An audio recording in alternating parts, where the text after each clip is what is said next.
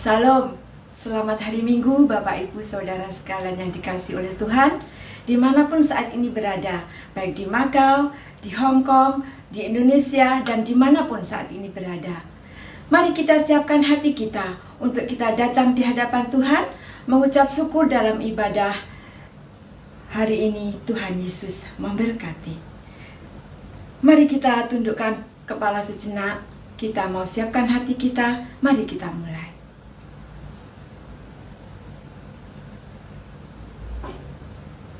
Amin.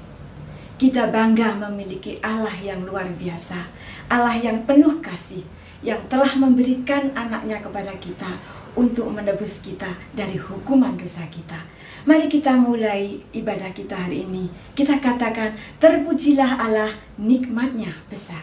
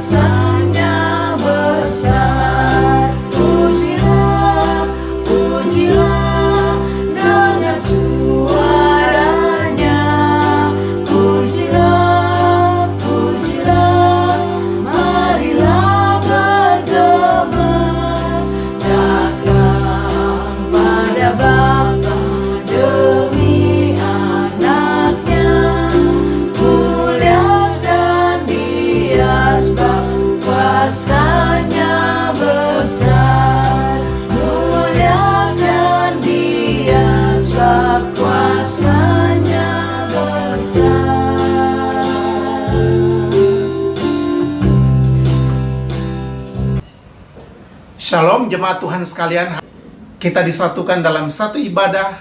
Oleh karena itu mari kita satukan hati kita. Kita akan masuk dalam ibadah kita dengan votum dan salam.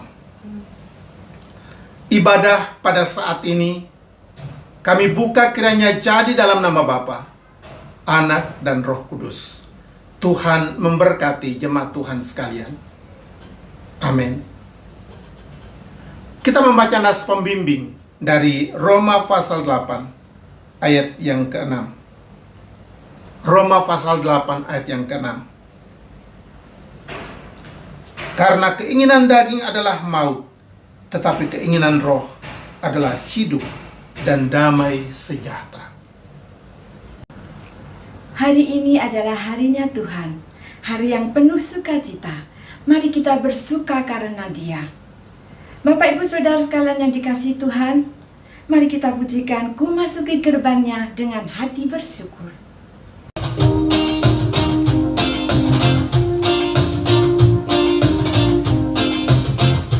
Ku masuki gerbangnya dengan hati bersyukur, halamannya dengan pujian.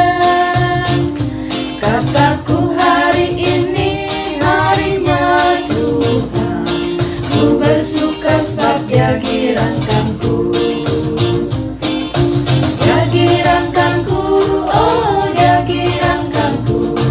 Ku bersuka sebab Dia girangkanku. Oh, Dia girangkanku, oh Dia girangkanku. Ku bersuka sebab Dia girangkanku. Ku masuki gerbangnya dengan hati bersyukur, halamannya dengan pujian. Kataku hari ini harinya Tuhan, ku bersuka sebab Dia girangkanku. Dia girangkanku, oh Dia girangkanku. Ku bersuka sebab Dia girangkanku. Oh, Dia girangkanku, oh Dia girangkanku. Ku bersuka sebab Dia girangkanku.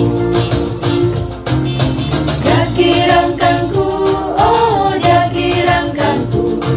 Ku bersuka sebab Dia girangkanku. Oh, Dia girangkanku, oh Dia girangkanku. Ku bersuka sebab Dia girangkanku. Ku bersuka sebab Dia girangkanku. Ku bersuka sebab Dia girangkanku.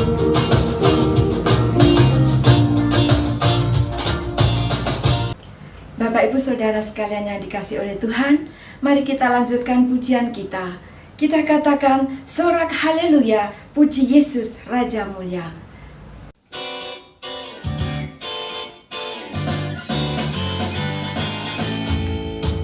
Sorak haleluya, puji Yesus Raja Mulia.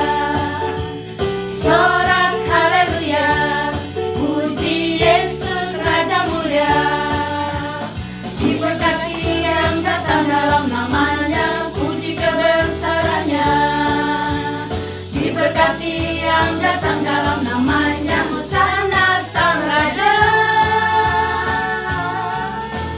Angkat suara puji Dia, besarkan namanya. Tinggikan agungkan Dia, Raja segala raja. Angkat suara puji Dia, besarkan namanya. Tinggikan agungkan Dia, Raja segala raja. Sorak haleluya, puji Yesus Raja Mulia. Sorak haleluya, puji Yesus Raja Mulia. Diberkati yang datang dalam namanya, puji kebesarannya. Diberkati yang datang dalam namanya, hosana sang Raja. Angkat suara puji Dia, besarkan namanya. Tinggikan agungkan Dia, Raja segala raja. Angkat suara puji Dia, besarkan namanya. Tinggikan agungkan Dia, Raja segala raja. Raja segala raja. Mari Bapak Ibu Saudara sekalian yang dikasihi Tuhan, kita lanjutkan pujian kita dengan kita membuka Mazmur kita, yaitu saya ambil dari Mazmur 121 ayat 1 sampai dengan 8. Ya, sekali lagi Mazmur 121 1 sampai 8. Tuhan penjaga Israel, nyanyian siara. Aku melayangkan mataku ke gunung-gunung, dari manakah akan datang pertolonganku? Pertolonganku ialah dari Tuhan yang menjadikan langit dan bumi. Ia takkan membiarkan kakimu goyah, penjagamu tidak akan terlelap. Sesungguhnya tidak terlelap dan tidak tertidur penjaga Israel. Tuhanlah penjagamu, Tuhanlah naunganmu di sebelah tangan kananmu. Matahari tidak menyakiti engkau pada waktu siang, atau bulan pada waktu malam. Tuhan akan menjaga engkau terhadap segala kecelakaan. Ia akan menjaga nyawamu.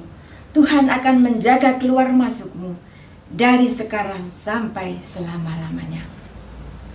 Bapak Ibu Saudara sekalian yang dikasihi oleh Tuhan, mari kita siapkan hati kita. Kita datang di hadapan Tuhan, nyatakan syukur di hadapannya, karena Yesuslah yang terlebih besar. Dari segala pergumulan kita, dari segala masalah yang kita hadapi, Yesuslah yang terbesar. Mari kita angkat pujian, Yesus terlebih besar.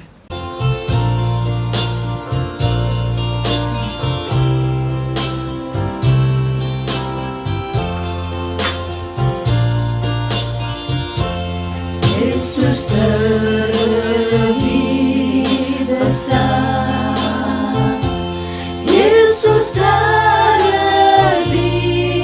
besar di dalamku,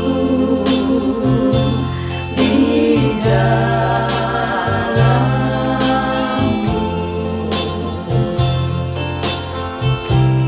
Yesus terlebih besar,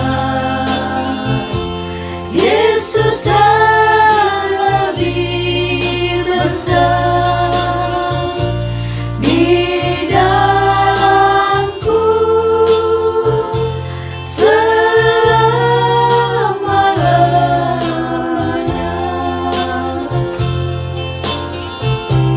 Yesus terlebih besar, Yesus terlebih besar di dalamku, di dalamku.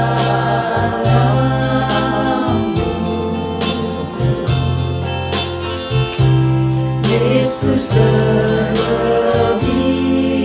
besar, Yesus terlebih besar di dalamku selama-lamanya. Di dalamku selama-lamanya. Bagi Dia segala pujian, hormat serta syukur kekal selamanya. Bagi Dia segala pujian, hormat serta syukur selama-lamanya. Bagi Dia segala pujian, hormat serta syukur kekal selamanya.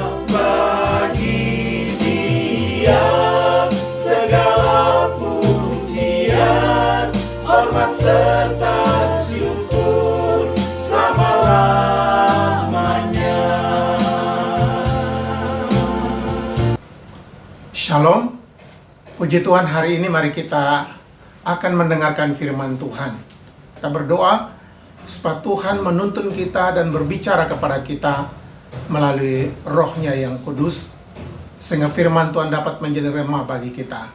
Mari kita berdoa. Bapa di sorga, kami telah siap untuk mendengarkan firman Tuhan.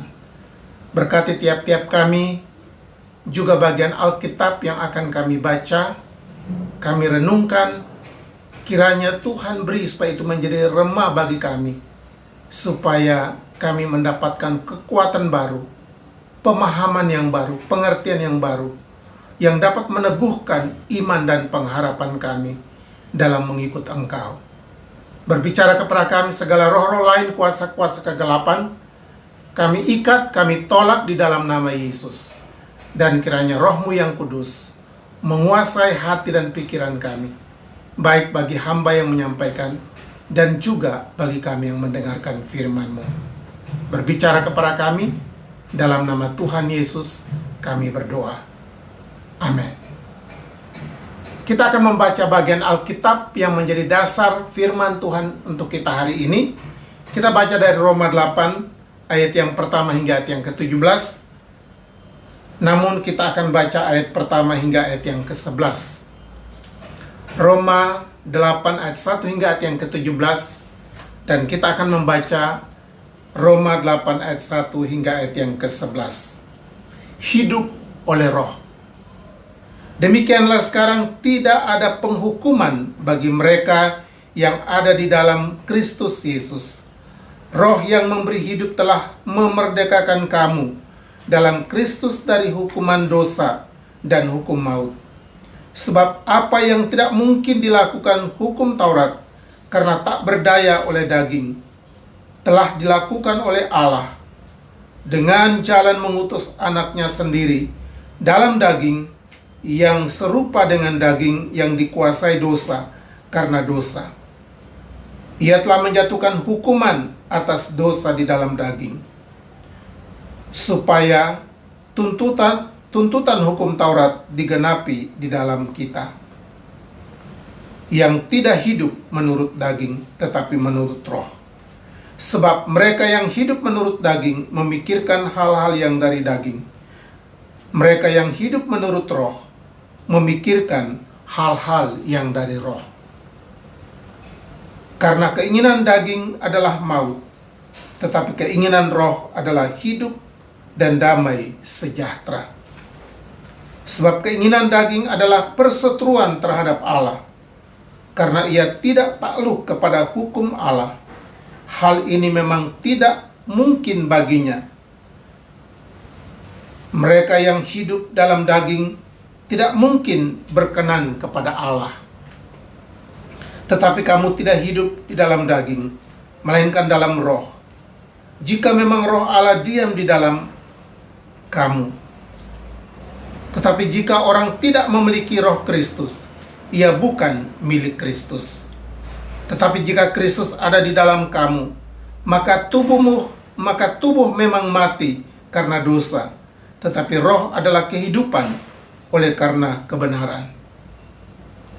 Dan jika roh Dia yang telah membangkitkan Yesus dari antara orang mati diam di dalam kamu, maka Ia yang telah membangkitkan Kristus Yesus dari antara orang mati akan menghidupkan juga tubuhmu yang fana itu oleh rohnya yang diam di dalam kamu.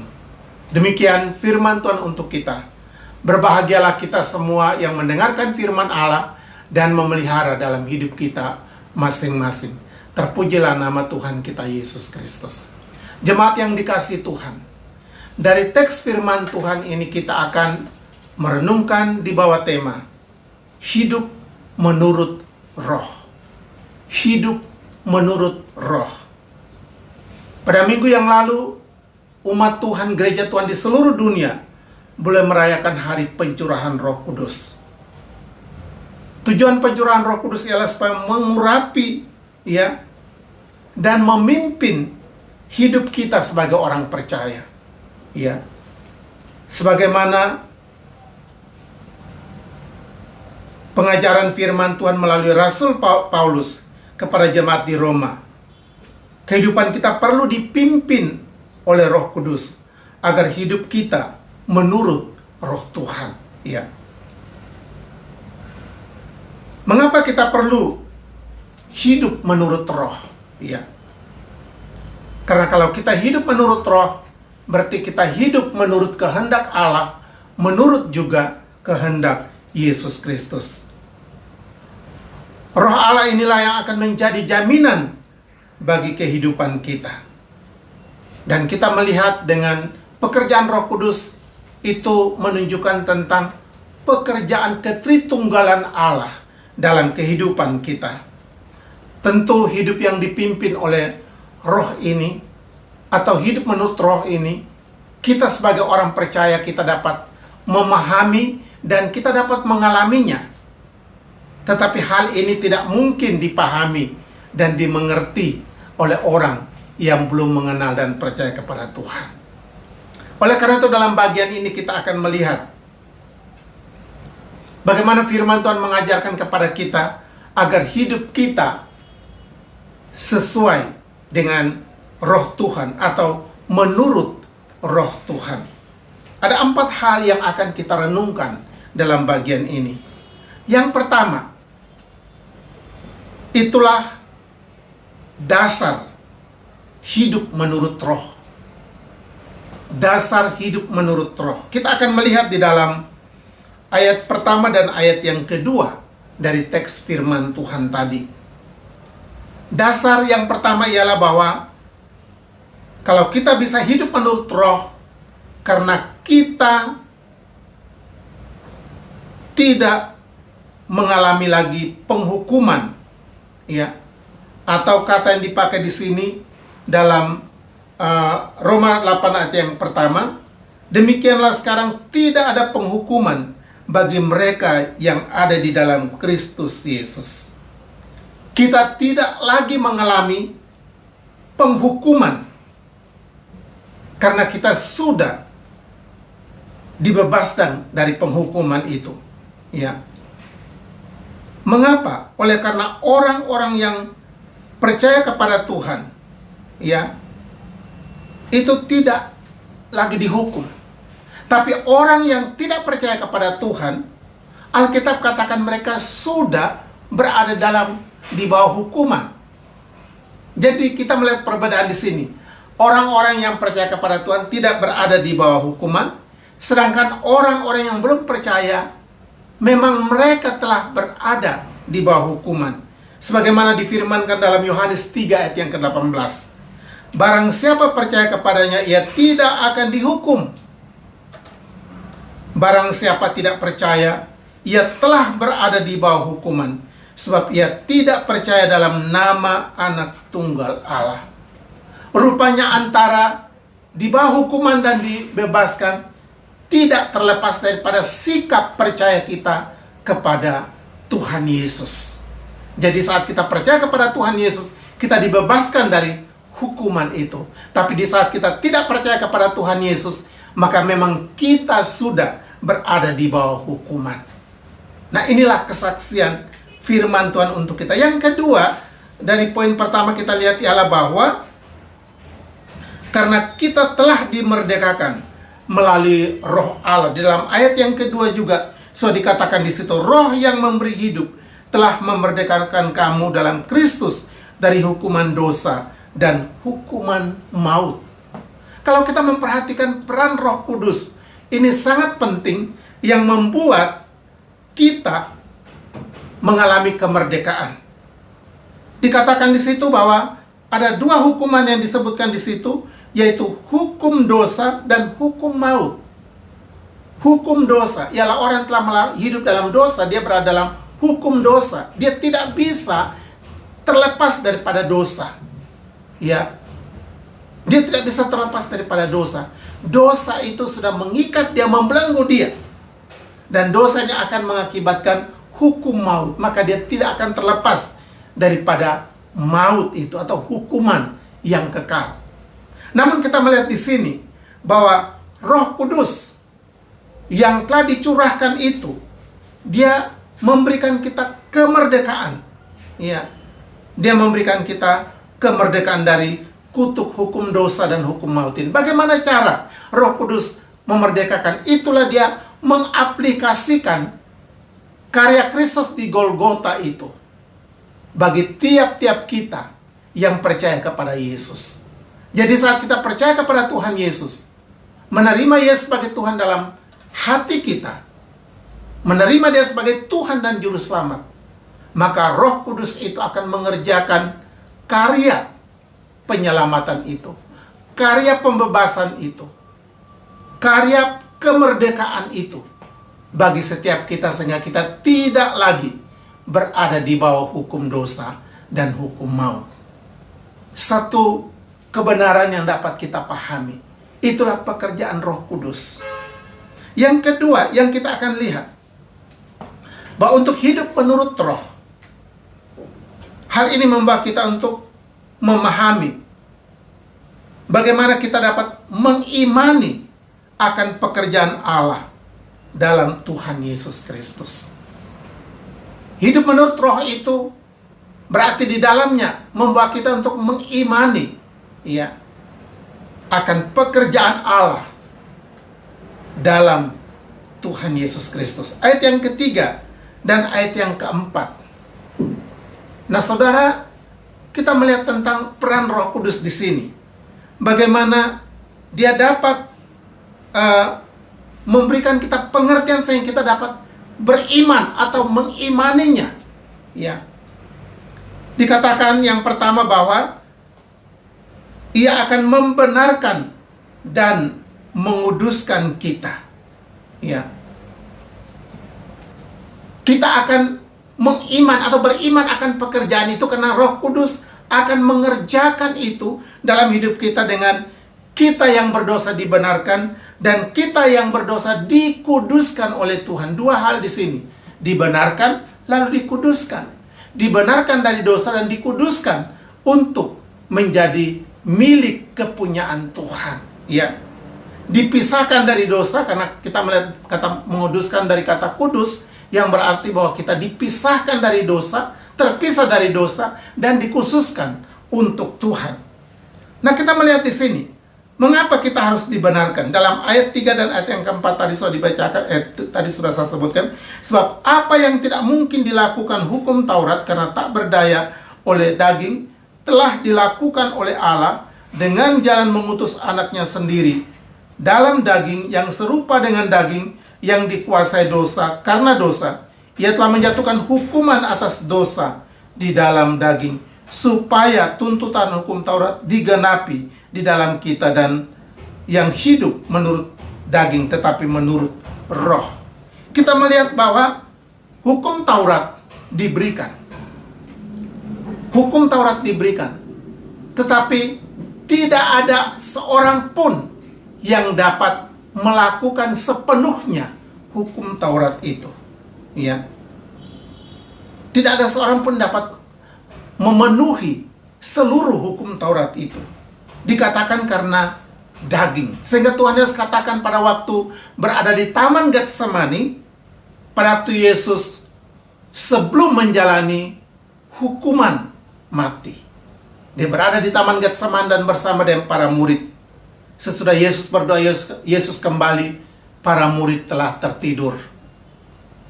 Lalu Yesus mengungkapkan satu perkataan dalam Matius 24 ayat yang ke-41 dan Markus 14 ayat yang ke-38. Di situ Yesus katakan, berjaga-jagalah dan berdoalah supaya kamu jangan jatuh ke dalam pencobaan. Roh memang penurut, tetapi daging lemah. Roh memang penurut, daging lemah. Roh ingin ikut firman Tuhan, ingin melakukan hukum Taurat sebagai peraturan yang Tuhan berikan, tapi dikatakan daging lemah. Itulah sebabnya tidak ada seorang pun yang bisa melakukan atau memenuhi hukum Taurat dengan sepenuhnya. Ya. Oleh karena itu dalam ayat firman Tuhan tadi sudah dikatakan bahwa itulah sebabnya Yesus datang ke dalam dunia dalam daging, sebagaimana daging yang dimiliki oleh manusia yang penuh kelemahan ini. Yesus memiliki daging yang sama seperti itu, supaya dengan demikian dia dapat melakukan kehendak Bapa dengan memenuhi tuntutan hukum Taurat itu, untuk mati menggantikan kita, supaya tuntutan hukum Tuhan itu ya digenapi di dalam kita. Artinya apa? Bahwa Yesus dengan mati di kayu salib, maka kita yang berdosa, yang secara daging kita tidak sanggup itu, kita yang percaya kepadanya, kita dapat dibenarkan melalui pengorbanan Tuhan Yesus. Ya. Karena kalau kita sendiri secara fisik, secara daging untuk melakukan firman Tuhan, kita tidak akan mungkin melakukan sepenuhnya. Karena firman Tuhan katakan, daging lemah. Daging lemah. Tetapi kita bersyukur bahwa Yesus telah datang ke dalam dunia, dalam daging. Supaya dikatakan dia memenuhi tuntutan hukum Taurat itu. Dan dia mati di kayu salib. Ya, supaya kita yang lemah ini, yang berdosa ini, dapat dimerdekakan dan dibebaskan. Itulah karya Tuhan yang sempurna. Dan hal ini kita akan pahami di saat Roh Kudus memberikan kepada kita pengertian sehingga kita dapat mengimani akan karya Tuhan seperti itu. Atau karya Tuhan yang demikian ini. Sebab tanpa Roh Kudus memberikan pengertian ini, maka kita tidak mungkin akan bisa mengerti sebagaimana yang dilakukan oleh orang-orang di luar sana yang belum mengenali Yesus. Mereka tidak bisa memahami, mereka tidak bisa mengerti pekerjaan Tuhan yang sangat istimewa seperti ini. Tapi tentu bagi kita, kita dapat memahami dan meyakininya. Yesus datang dalam daging supaya dapat mati untuk menggantikan kita, untuk membenarkan dan menguduskan kita. Dan itu membawa kita untuk meyakini, mengimani. Jadi iman percaya yang sekarang kita miliki di dalam Tuhan Yesus itu merupakan anugerah Tuhan yang Tuhan kerjakan melalui Roh-Nya yang kudus supaya kita tetap beriman dan percaya kepada Dia. Supaya kita tetap berada dalam pembenaran dan pengudusan yang dari Tuhan. Jadi saudara, kita yang percaya kepada Tuhan, ingat kita telah diberikan dua status ini. Kita sudah dibenarkan dan juga kita sudah dikuduskan oleh Tuhan. Dengan dua kondisi ini akan membuat hidup kita berkenan di hadapan Tuhan. Karena kita sudah dibenarkan dari dosa, dari kesalahan, dari kutuk dosa dan maut. Dan kita dikuduskan dalam satu persekutuan dengan Tuhan. Yang ketiga, yang kita akan renungkan, Roh Kudus akan menuntun kita di saat kita menurut akan Roh. Roh Kudus akan menuntun kita untuk memikirkan hal-hal dari Roh. Ya. Di saat kita hidup menurut Roh, maka Roh Kudus akan menuntun kita untuk kita akan selalu memikirkan hal-hal yang dari Roh. Kita akan lihat di dalam ayat 5 hingga ayat yang ke-8 dari teks firman Tuhan ini. Pertama ialah kita akan lihat tentang kita akan memikirkan hal-hal yang dari Roh dalam ayat yang ke-5. Sebab mereka yang hidup menurut daging memikirkan hal-hal dari daging. Mereka yang hidup menurut Roh memikirkan hal-hal yang dari Roh. Kita tidak bisa sangkali ya dalam hidup kita setiap hari bahwa kita lebih banyak cenderung untuk selalu memikirkan hal-hal yang dari daging. Ya. Itulah keberdosaan kita. Hal-hal yang dari daging. Keinginan-keinginan duniawi. Keinginan-keinginan yang membawa kita untuk terpisah dari Tuhan. Hal-hal duniawi. Ya. Yang membawa kita untuk terpisah dari Tuhan. Tetapi ingat, di saat Roh Kudus menuntun kita, maka kita akan memikirkan hal-hal yang dari Roh. Hal-hal yang dari Roh itu akan membawa kita untuk hidup menaati firman Tuhan. Hidup untuk melakukan kehendak Tuhan. Dan hidup untuk berkenan kepada Tuhan. Ini merupakan satu keputusan dalam hidup kita. Masing-masing kita diberi hak bebas untuk menentukan. Karena walaupun kita sudah ada di dalam Tuhan, tapi seringkali juga kita digoda untuk hidup atau memikirkan hal-hal duniawi. Itu yang disebut pencobaan, sebagaimana perkataan Yesus kepada para murid di Taman Getsemani. Berdoalah supaya kamu jangan kena pencobaan. Ya. Jadi memang kita tidak bisa seringkali kita pun bisa memikirkan hal-hal duniawi. Tapi ingat, di saat Roh Kudus menuntun kita, maka kita akan dibawa untuk selalu memikirkan hal-hal yang dari roh. Hal-hal yang dari roh, yaitu hidup benar di dalam Tuhan. Hidup sesuai dengan kehendak Tuhan. Dan memikirkan hal-hal yang dari roh, ini perlu kita terapkan tiap-tiap hari dalam hidup kita. Di saat kita sendirian di rumah, di saat kita melakukan sesuatu pekerjaan, karena kita tidak selamanya bertemu sesama anggota jemaat satu dengan yang lain. Kita hanya hari Minggu bisa bertemu. Sedangkan hari-hari lain kita terpisah, sibuk dengan masing-masing pekerjaan kita. Disitulah kita dimampukan untuk selalu memikirkan hal-hal yang dari roh. Yang berikut ialah, kalau kita memikirkan hal rohani, karena hal-hal rohani itu akan menimbulkan damai sejahtera. Di dalam ayat yang ke-6, ya. Karena keinginan daging adalah maut, tetapi keinginan roh adalah hidup dan damai sejahtera. Ya. Ini dua hal yang selalu berlawanan. Keinginan daging dan keinginan roh. Dikatakan keinginan daging itu adalah maut, ya.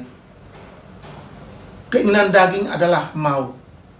Artinya kepada kebinasaan, kepada hukuman yang kekal, ya.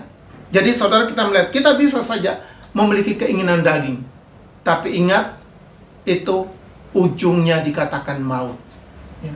Keinginan daging ialah kita ingin jauh dari Tuhan, ingin meninggalkan Tuhan, kita ingin lepas dari Tuhan, kita berjalan sesuai dengan keinginan sendiri, ya. Tapi dikatakan keinginan roh itu mendatangkan damai sejahtera, ya, mendatangkan hidup dan damai sejahtera. Saudara, bukankah dua hal ini yang sangat kita butuhkan dalam hidup kita? Hidup di sini adalah hidup yang kekal bersama Tuhan. Dan juga kita akan memiliki damai sejahtera. Dan saudara, kita tahu bahwa damai sejahtera itu bersumber dari Tuhan. Yesus katakan, damai sejahteraku kuberikan kepadamu. Dan apa yang kuberikan tidak sama seperti yang diberikan oleh dunia ini. Hal ini menggambarkan bahwa damai sejahtera itu adalah dari Tuhan Yesus sendiri. Di saat kita percaya kepada Yesus, maka Roh Kudus akan menerapkan damai sejahtera itu dalam hidup kita. Damai sejahtera itu akan membuat kita akan berdamai dengan Allah, menjadi teman sekutu Allah, tetapi juga kita bisa berdamai dengan sesama. Sesama baik dalam lingkungan jemaat Tuhan, juga terhadap siapa saja. Kita selalu akan menunjukkan sikap berdamai dengan orang. Karena damai Kristus itu ada dalam hati kita. Ya. Yang berikut ialah bahwa keinginan daging adalah perseteruan dengan Allah dan tidak berkenan kepada Allah. Kita akan melihat di dalam kalimat berikut dalam ayat yang ke-7. Sebab keinginan daging adalah perseteruan dengan Allah, karena ia tidak takluk kepada hukum Allah. Hal itu memang tidak mungkin baginya. Mereka yang hidup dalam daging tidak mungkin berkenan kepada Allah. Saudara, kita bisa melihat di sini tentang hal keinginan daging atau hidup menurut daging. Dikatakan bahwa hal itu tidak akan membuat dia tidak berkenan kepada Allah. Orang yang hidup dalam keinginan daging, hidupnya tidak berkenan kepada Allah. Bahkan juga dikatakan dia menimbulkan sikap perseteruan dengan Allah. Sekali lagi, orang yang memiliki keinginan daging, dia memiliki sikap perseteruan dengan Allah, tetapi juga hidup yang demikian itu tidak berkenan di hadapan Allah. Maka sebaliknya kita akan memikirkan bagaimana tentang hidup yang dipimpin oleh roh atau hidup menurut roh. Maka kita bukan menjadi setru Allah, kita akan menjadi sahabat Allah. Ya. Kita akan menjadi sahabat Allah. Sebagaimana Tuhan katakan kepada Musa. Pada waktu Musa diberikan tanda Hal itu kita akan lihat dalam Yakobus 2 ayat yang ke-23. Lalu percayalah Abraham kepada Allah, maka Allah memperhitungkan hal itu kepadanya sebagai kebenaran. Karena itu Abraham disebut sahabat Allah. Abraham disebut sahabat Allah karena dia percaya kepada janji Allah. Apa janji Allah itu? Kalau kita lihat di dalam Kejadian pasal 15 ayat 5 hingga yang ke-6, peristiwa itu adalah pada waktu Abraham berkata, Tuhan, saya tidak punya keturunan. Bagaimana Tuhan janjikan untuk saya memiliki tanah perjanjian ini? Lalu Tuhan membawa Abraham untuk melihat ke langit dan disuruh untuk melihat bintang-bintang. Ya, demikian jumlah keturunanmu. Lalu dikatakan Abraham percaya akan perkataan itu. Pada waktu Abraham percaya, apakah janji Tuhan itu sudah terwujud? Dia sudah mendapat anak? Belum. Ya. Walaupun belum, tapi dia percaya akan perkataan Tuhan. Saudara, hal ini juga membawa kita untuk memahami tentang pengertian iman itu. Ialah kita percaya bukan saja sesuatu itu sudah terjadi, tapi walaupun belum terjadi, kita percaya bahwa kalau Tuhan yang berjanji, Tuhan akan menggenapi. Dan Alkitab katakan Tuhan menggenapi, sehingga Tuhan memberikan Ishak dan keturunan selanjutnya sampai dengan hari ini yang disebut Israel, umat pilihan Tuhan. Jadi kita melihat di sini bahwa inilah iman. Maka dengan demikian Abraham disebut sahabat Allah. Dia menjadi sahabat berarti hidupnya berkenan kepada Allah. Bertentangan dengan keinginan daging tadi, ialah perseteruan dengan Allah dan juga hidup yang tidak berkenan. Tapi kalau kita memiliki iman karena Roh Kudus yang kita terima dalam hati kita itu akan memimpin kita sehingga kita menurut akan kehendak Roh Kudus, maka kita akan menjadi sahabat Allah. Inilah hidup yang indah. Di saat dalam berbagai situasi tantangan, tekanan yang kita alami saat ini, kita tetap memiliki iman yang teguh di dalam Tuhan. Karena akhirnya kita tahu bahwa hanya di dalam Tuhan kita mendapatkan ketenangan. Karena sekarang ini situasi begitu banyak yang sangat mengkhawatirkan dan menakutkan. Semua hal yang terjadi sangat menakutkan, mengkhawatirkan. Sehingga seringkali secara manusia kita pun terbawa ke dalamnya, takut, gelisah, dan khawatir. Namun kembali kepada janji Tuhan. Di saat kita percaya kepada firman Tuhan, kepada janji Tuhan, maka kita akan menjadi tenang. Karena dialah tempat yang tepat untuk kita bersandar, tempat yang tepat untuk kita bergantung. Amin. Dan inilah yang membawa kita untuk memikirkan hal-hal seperti ini. Kalau Roh Kudus memimpin kita, kita akan memikirkan hal-hal rohani seperti ini. Yang terakhir, berkat. Ya. Kalau kita hidup menurut Roh Kudus, berkat yang kita akan peroleh ialah kepastian hidup menurut Roh. Ada satu kepastian. Di saat kita memiliki kepastian mengikuti atau hidup menurut Roh, maka ada berkat. Berkat yang pertama dalam ayat yang ke-9, nanti kita akan lihat, itulah dikatakan kita menjadi milik Kristus. Ayat yang ke-9. Ya, ayat yang ke-9. Dikatakan, tetapi kamu tidak hidup di dalam daging, melainkan dalam roh. Jika memang roh Allah diam di dalam kamu. Tetapi jika orang tidak memiliki roh Kristus, ia bukan milik Kristus. Jadi itu berarti bahwa kita yang memiliki roh Allah ini, yang sudah berdiam dalam hati kita, memberikan kita jaminan bahwa kita itu milik Kristus. Kalau kita menjadi milik Kristus, berarti Tuhan yang akan mempertahankan hidup kita. Tuhan yang akan menjaga hidup kita karena kita miliknya. Ya. Sehingga kita tidak perlu untuk minta kuasa-kuasa lain, kuasa-kuasa kegelapan untuk menjaga kita. Tidak perlu. Dan sebetulnya itu adalah sia-sia.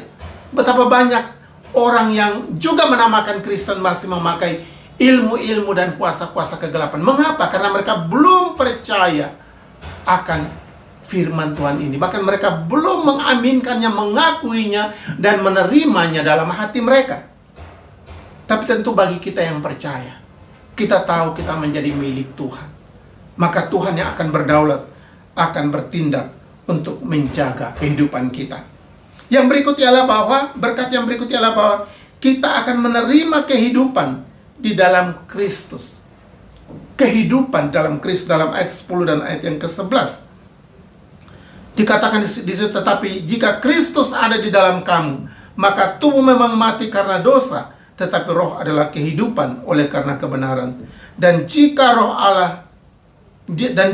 Dia yang telah membangkitkan Yesus dari antara orang mati diam di dalam kamu, maka Ia juga yang telah membangkitkan Kristus Yesus dari antara orang mati akan menghidupkan juga tubuhmu yang fana itu oleh rohnya yang diam di dalam kamu. Saudara, kita perhatikan menarik di sini. Kita akan menerima kehidupan dalam Kristus. Berbicara tentang kehidupan dalam Kristus bukan hanya di dunia ini, tetapi sampai kepada hidup yang kekal. Karena dikatakan di sini bahwa tubuh kita karena daging memang satu saat akan mati. Tetapi kita akan memiliki satu kehidupan yang baru. Dan kehidupan kita dalam Kristus itu, ya, itulah digambarkan sama seperti ranting yang melekat pada pokok. Dia akan tetap hidup karena kita selalu menerima aliran kehidupan dari Kristus dalam hidup kita. Jadi kita sebagai orang-orang percaya, kita sedang memiliki kualitas kehidupan ini. Hidup selama ada di dunia ini, tetapi kita memiliki satu kualitas hidup yang lebih tinggi, itulah hidup yang kekal di dalam sorga. Dan ini satu kepastian. Satu kepastian. Bukan mudah-mudahan. Karena sudah dikatakan di sini, kita menerima atau memiliki kehidupan yang dari Kristus. Yang berikut, berkat yang berikut ialah bahwa kita dimampukan untuk mematikan perbuatan daging kita. Ayat yang ke-13. Sebab jika kamu hidup menurut daging, kamu akan mati. Tetapi jika oleh roh kamu mematikan perbuatan-perbuatan tubuhmu, kamu akan hidup. Saudara, satu hal yang menarik dikatakan di sini bahwa kalau kita hidup menurut roh, maka satu bagian Alkitab dikatakan di sini kita akan dimampukan untuk mematikan perbuatan daging. Ya. Tadi sudah disampaikan bahwa kita manusia masih hidup dalam daging, pasti masih memiliki keinginan-keinginan daging. Ya. Tentu masing-masing bisa introspeksi, masing-masing bisa menilai bagaimana keinginan-keinginan daging yang muncul dalam hidup kita. Dan dengan berbagai variasinya. Tetapi di saat roh Tuhan ada dalam kita, maka dikatakan kita akan dimampukan untuk mematikan segala keinginan dan perbuatan daging.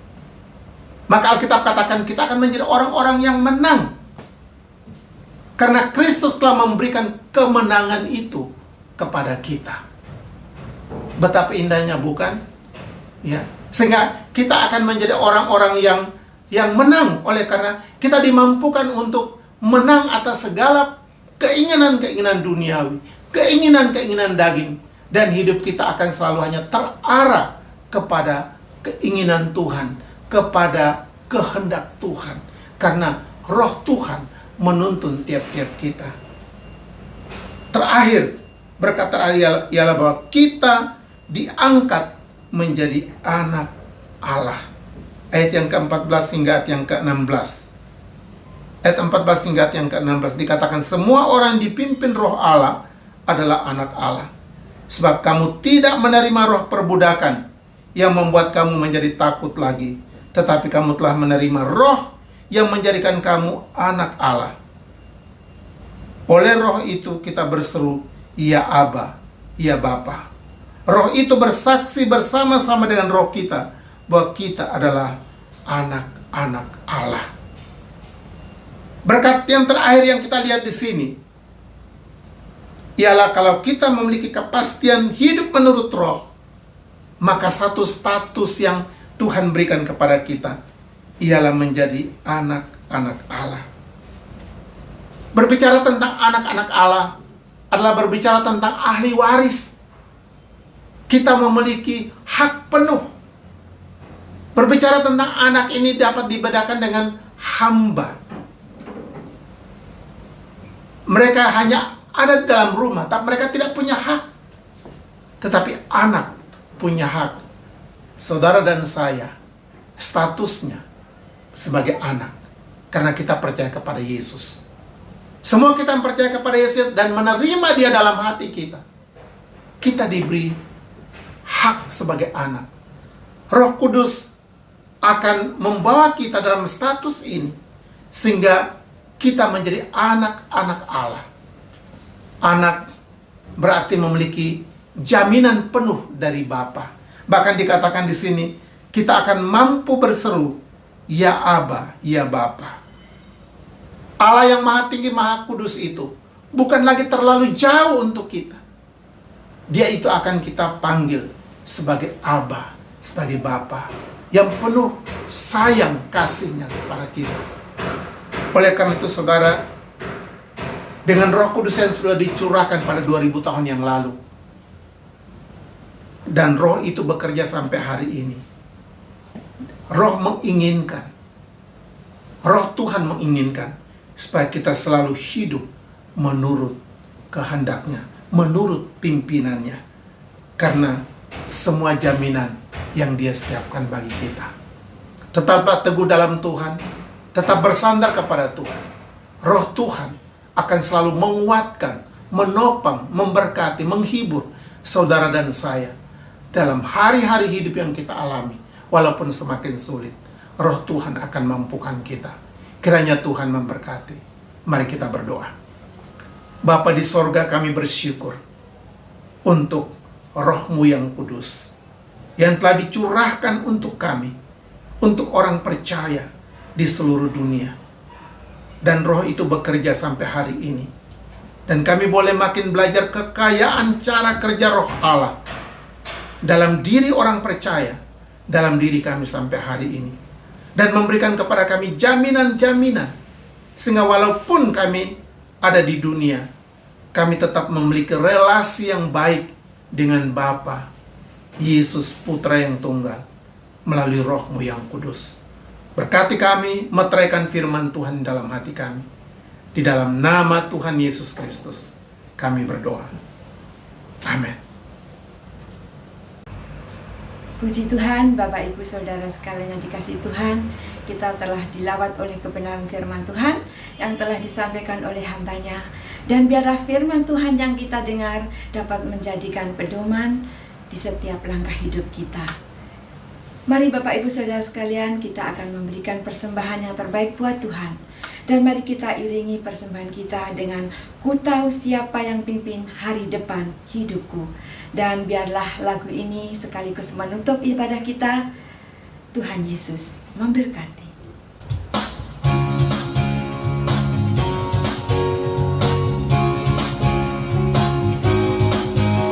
Ku tahu siapa yang pimpin hari depan hidupku. Semuanya oleh Tuhan terencana sempurna, menghadapi gelombang sepanjang jalan hidupku. Ku bersandar pada Tuhan, serahkan semua. Ku tahu siapa yang pimpin hari depan hidupku.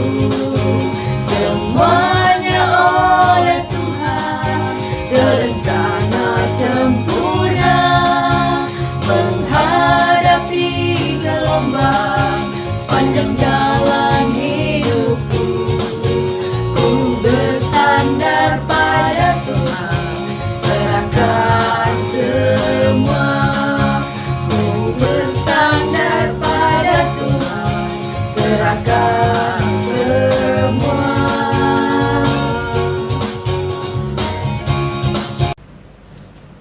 Jemaat Tuhan, kita masuk dalam doa syafaat. Oleh sebab itu mari kita satukan hati kita, jiwa kita, roh kita untuk doa bersama-sama. Bapa di sorga, Bapa yang kami kenal dan percaya dalam Tuhan Yesus, kami berterima kasih karena hari ini kami dapat berdoa bersama-sama. Terima kasih Bapa. Pertama kami berdoa untuk pelayanan YPP yang ada di Hong Kong oleh keluarga Pak Karol Singarimbun dan Ibu. Kami doakan supaya Tuhan berkati mereka dalam pelayanan mereka.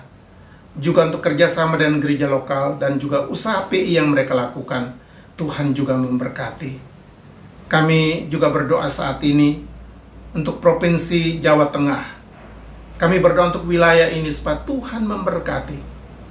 Satu wilayah di sana juga banyak orang percaya, gereja Tuhan, sekolah-sekolah teologi yang ada di sana.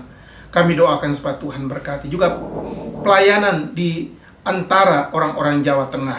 Kami doakan supaya banyak orang di Jawa Tengah boleh dicapai dan boleh mengenal Engkau sebagai Tuhan dan Juru Selamat.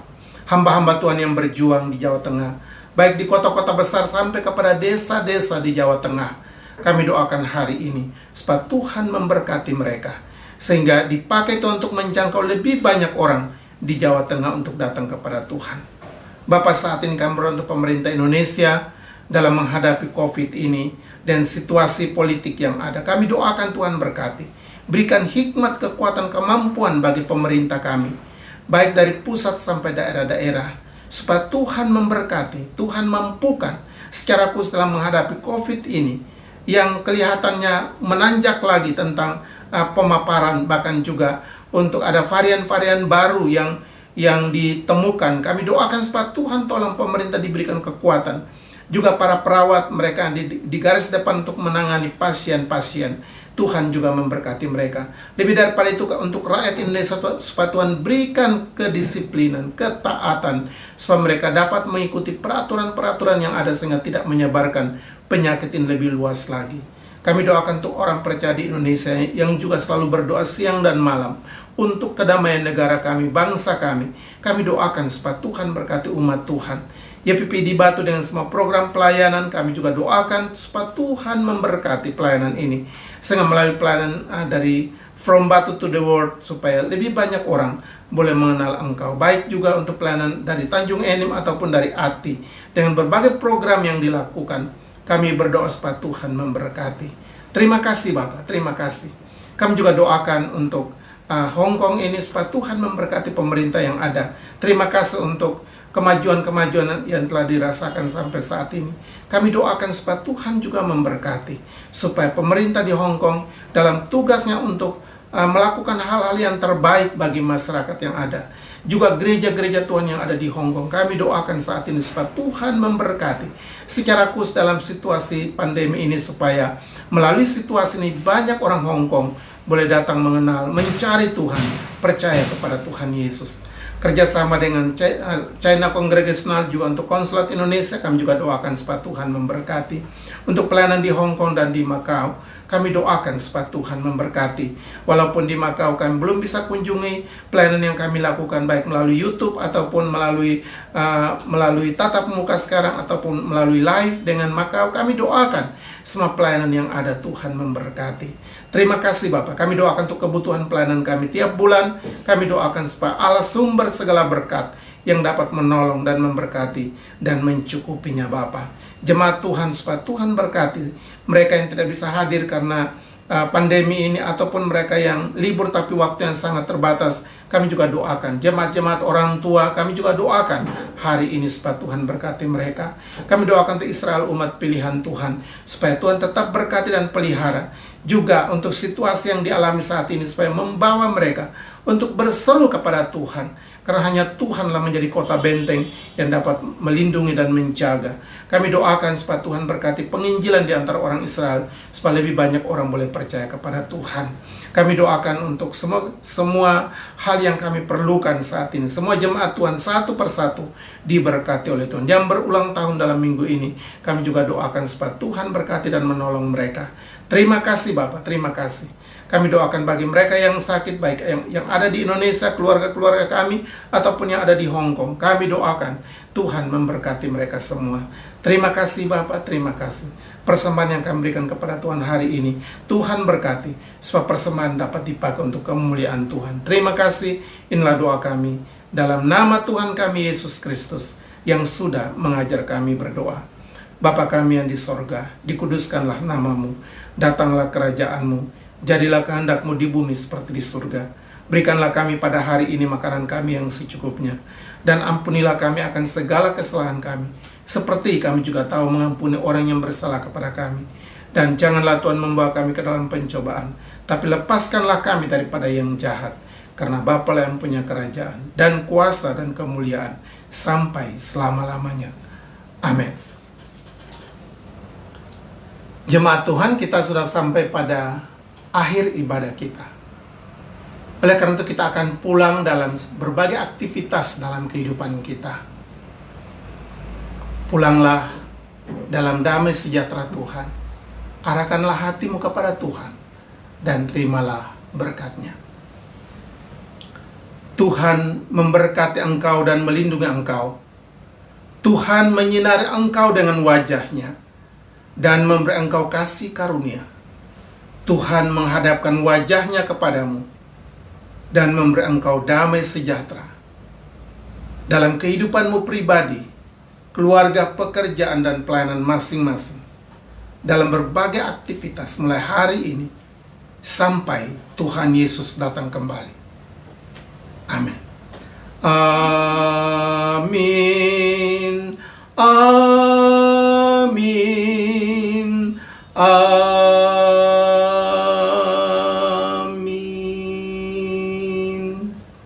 Kita masuk dalam saat teduh. Amin. Akhirnya atas nama Gereja Misi Kasih Indonesia Hong Kong, kami mengucapkan selamat hari Minggu dan Tuhan memberkati kita semua. Shalom.